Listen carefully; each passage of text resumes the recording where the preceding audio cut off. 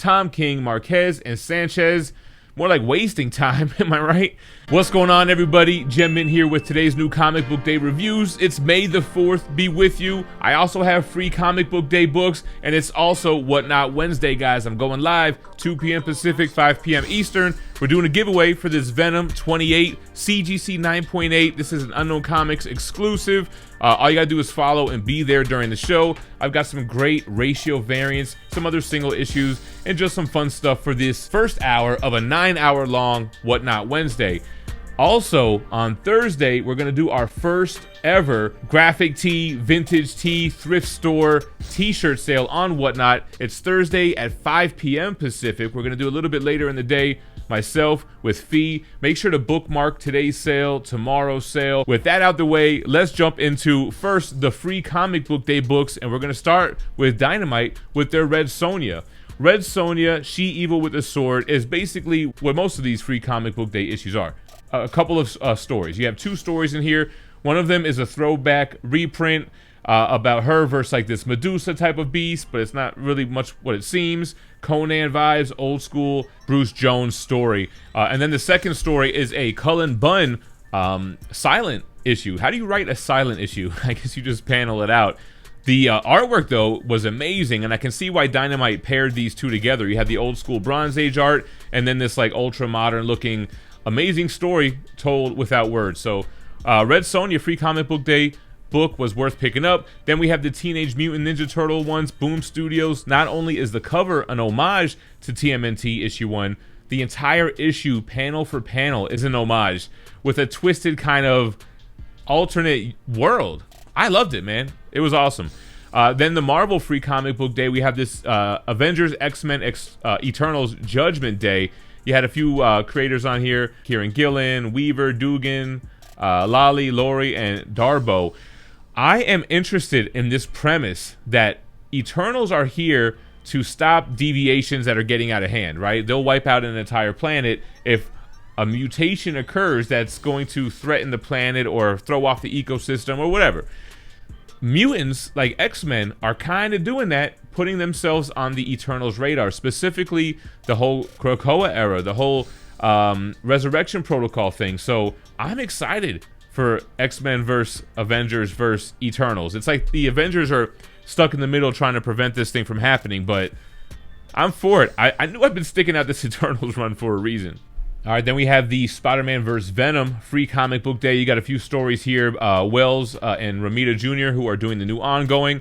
I dug the first story. I mean, it's just Spider-Man fighting like this symbiote mailbox, but who sent the symbiote is interesting.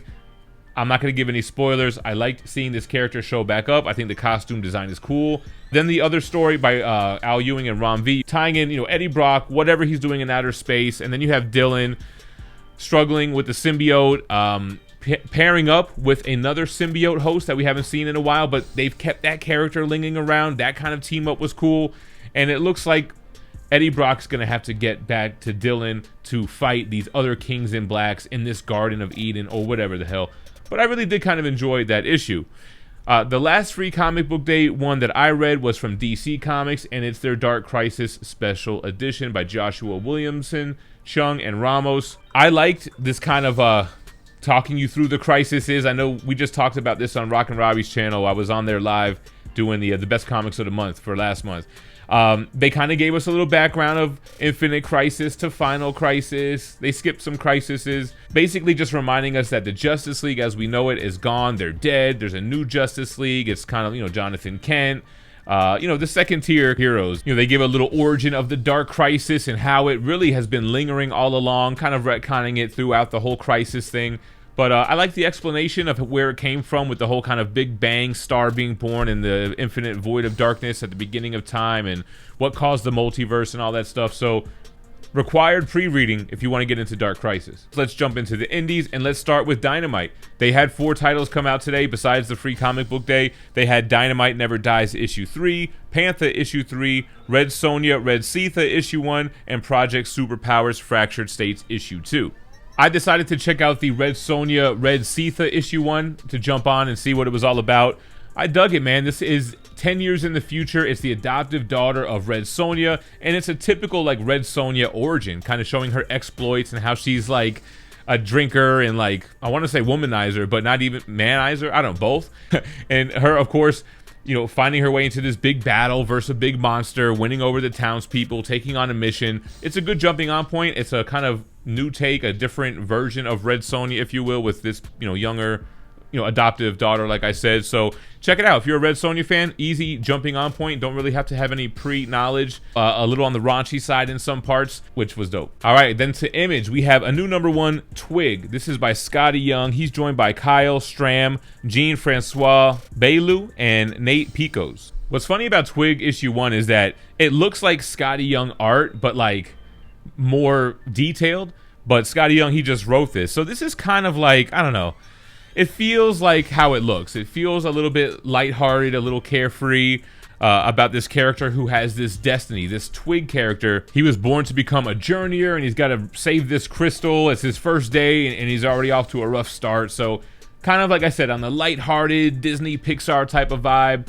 But I got through it. I mean, I thought it was all right.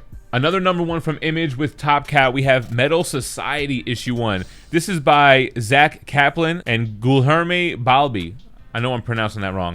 I really like this, man. This is like in the future, machines have taken over the planet. They end up re-engineering and creating humans, I think just to do the tasks they don't want to do, which is kind of funny. That's why we created machines in the first place. But then you have these humans that, you know, they rise up, their humanity shines through. We have like an MMA fighter type of female, and like the cover suggests, and like the first splash page, fight against these robots and kind of try to fight for their freedom and that type of whole story. So I definitely dug it. The art was nice. It had a cool, interesting concept. I would say pick it up for sure. A Righteous Thirst for Vengeance issue 7 is here by Rick Remender and Andre Lima Arujo. I like this series. I always just read it because it's kind of a fast-paced, quick. I think the first issue had no dialogue. It's very light on the dialogue. But the story is not that intriguing. I mean, our main character who stumbled upon this black market mercenary dark internet is trying to protect the kid of the woman that he was accidentally tasked to kill. But he's having kind of a hard time keeping this kid safe. There's other mercenaries after him. So it's pretty intense. And like I said, a quick, fast read. It's not the best, but I still pick it up and read it every time it comes out. We have Little Monsters. We're on issue 3 by Jeff Lemire and Dustin Nguyen. Now they've kind of got me on board. I wasn't really sold with issue 1 and 2, and I love Jeff Lemire, and I love the other stuff he's done with Dustin Nguyen, but I kind of got it this time a little bit. Now we understand these kids, these vampire children, there are no adults anywhere, and when they finally find one, they're able to feed. It kind of just made this whole world make a little bit more sense. I like the gritty, sketchy artwork with just splashes of color here and there. Well, just red for the blood. But yeah, I think they got me hooked on this one. Very like heavy manga influence in Dustin's artwork though. I'm really digging it. And lastly, we have Scorched issue 5 by Sean Lewis and Steven Segovia. Amazing artwork here. I mean, basically, Scorched, it's going to sound familiar. It feels like the Spawn Vengers. You just have She-Spawn, Medieval Spawn, Gunslinger Spawn, regular Spawn, fighting these impossible soul suckers or destroyers or all these types of creatures.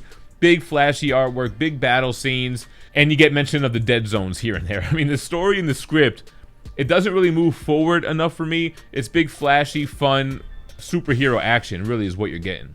All right, moving on over to Marvel, we have the Spider-Man 2099 Exodus Alpha 1 setting off this, I guess, 7-issue miniseries. It's going to have an Alpha, Omega, 5 issues in between. I'm a huge fan of the character, and it's a team up with Ghost Rider 2099. Sign me up for that. This is by Orlando Fry and Menon. I like the artwork. It felt very futuristic. They went out of their way in a lot of panels to just show Miguel in action as Spider-Man and swinging, and they kind of created a great atmosphere with the artwork there. The story is kind of forgettable for me. I like the team up with Ghost Rider 2099. I remember feeling like, all right, it's just kind of like a whatever futuristic story. It's hard to make the stakes really matter. It's like, what can you even come up with that you could put these futuristic heroes up against. I remember it feeling a little like Spider-Man Shattered Dimensions video game. It's like that's the only thing you could really do with this type of character, but I definitely enjoyed it. Gonna follow the whole series. Which brings us on over to issue 3 of Maestro World War M, which is the third and final Peter David miniseries here. So Maestro is a badass, man. I love this confrontation with Abomination. I like Abomination's conversation didn't mean to rhyme that, with Namor, and kind of discussing like the, you know, idea of being a villain, or that's only in the eyes of the enemy, and that kind of whole thing. I like them putting Namor back in here. Let's get him back up in the mix, and made me think, will they use him as a villain in the MCU, assuming he does show up? The last one, it was a kind of a light week if you think about it, was Giant Size X-Men Thunderbird issue number 1. This is by Rose, Orlando, Cutler, Marzan Jr., Poggy, and Navilla. The font was really small there. I like that cover. That looks like an homage to something, man. Thunderbird, the John Proudstar character, the first X-Men to die from the new team in Giant Size X-Men, died in the first issue. Resurrection Protocols, he's back, baby. I liked it. I liked his take on the world, how he looks at Xavier and how he looks at mutants, and his willingness to sacrifice, replaying those moments. And funny how, you know, Giant Size X-Men introduced Krakoa as well. It's funny how it took this long to bring him back, because he's part of the Krakoa origin story too, right? So I thought it was a worthy one-shot. I'm not following the new Marauders. I didn't know it was a new number 1 when it came out. Then there's issue 2, and now I think there's a backup here. I think I read it. I don't really remember. Which is going to bring us on over to DC, and we have Batman Beyond Neo Year issue 2, Kelly, Lansing, Dunbar, and Chang. I wasn't a huge fan of issue 1. I have high expectations. I love, and speaking of which, we had a Spider-Man 2099 and a Batman Beyond comic in the same week.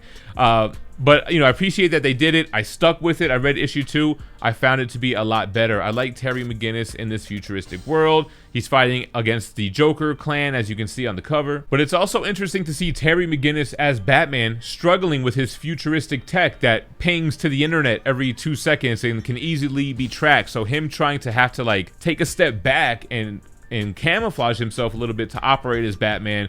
Amazing artwork here. Love the kind of interaction with this hive mind character, showing his flaws of only thinking as one person.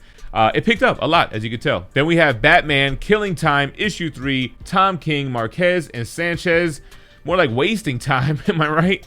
No, I'm joking. But no, I'm not really loving this story. I always like to give Tom King's miniseries and maxi series a chance, because he has good ideas and he has great dialogue and character interaction, which is really what you're getting here. It feels like it's being narrated by Dr. Manhattan. It's literally like the day is da-da-da-da and the time is this, and you're jumping all over the map in this kind of mad dash of Catwoman trying to get an injured Riddler to either get fixed or get the hell out of here because they're riding a stolen Batmobile. So it's interesting and it's fast-paced. I like this kind of the help character that they've created, who kind of knows everybody who Bruce Wayne has ever trained under and is fighting him and calling out his styles.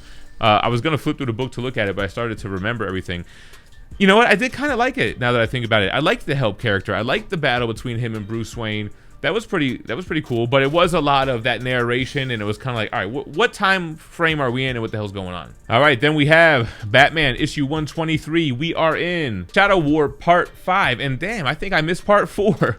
I have not been consistent with Shadow War, but by Joshua Williamson, Porter, and Mori. Plus, they have a backup Batman vs. Deathstroke Round 2, his second fight ever. So, I dug this. I didn't feel lost whatsoever. We're getting this reunited Batman and Robin, Bruce Wayne and Damian Wayne, and they're talking about it. They haven't been together in a while. Batman asking him about, hey, you were in some tournament. Like, what's up with that? So I like the continuity there. Great artwork here. I mean, it's the flagship title. And the confrontation between Deathstroke, man. Everyone's out to kill Deathstroke and anyone who's aiding and abetting him. And we're finally getting this whole, hey, I didn't do it, figuring out who's behind it, which is interesting in itself. And a death to a Deathstroke Inc. member. No spoilers on who, but check it out. Before we jump into my pick of the week, I do want to highlight that Dynamite has a brand new Indiegogo campaign out in honor of May the 4th be with you. It's all Star Wars. They've got the very talented Ken Hazer doing custom Star Wars sketches. You can claim one. He actually made an Ahsoka Tano for me, so thank you very much, Ken. But there are a ton of awesome Star Wars merch available on this campaign. I've got the link in the description of the video. I'm going to put it in the pinned comment. Browse, see if there's something that you like there from Dynamite that's Star Wars related. Support them, pick up something cool. What can go wrong? Now on to the pick of the week, guys. And if you didn't see it coming, boom, Flashpoint Beyond, issue number 1 of 6. This is by Jeff Johns, Adams, Sheridan, Hermancio, and Ferraro Jr. I didn't want to give this pick of the week because I kind of thought I was going to give it pick of the week when I saw that it was out this week. But as I'm reading it, I'm like, man, Jeff Johns just knows how to write cool shit. It's kind of like, yeah, we did Flashpoint, but what if, like, it happened again? Or what if something caused it to restart? Or, you know, that it's kind of a simple explanation, which gets fleshed out more here. I kind of like the explanation on what could have potentially led to the Flashpoint universe existing where it shouldn't. And the person behind it, I don't want to spoil it, but I think it might have been hinted in the previews and in the teasers. Still not going to spoil it. But Thomas Wayne is going to have to go up against somebody who's going to be quite a challenge for him. It's going to be difficult physically and mentally to fight this person who has recreated the Flashpoint universe, or paradox, if you will. Awesome artwork, amazing dialogue, easy, accessible pickup. There was some pre-reading here, but I think if you missed that, you can still get by with this issue. But look for the Flashpoint Beyond Zero, and I think there was some other kind of tease that was in the end of other books last week or the week before. That's my pick of the week. Let me know what you picked up this week and what your favorites were in the comments down below. Check me out later today on Whatnot. Check me out tomorrow on Whatnot. And again, check out that Dynamite Indiegogo campaign. A lot of cool stuff on there. Thanks again, Nick and Ken and everyone over there. And you guys, thanks for watching. Stay minty fresh. Peace.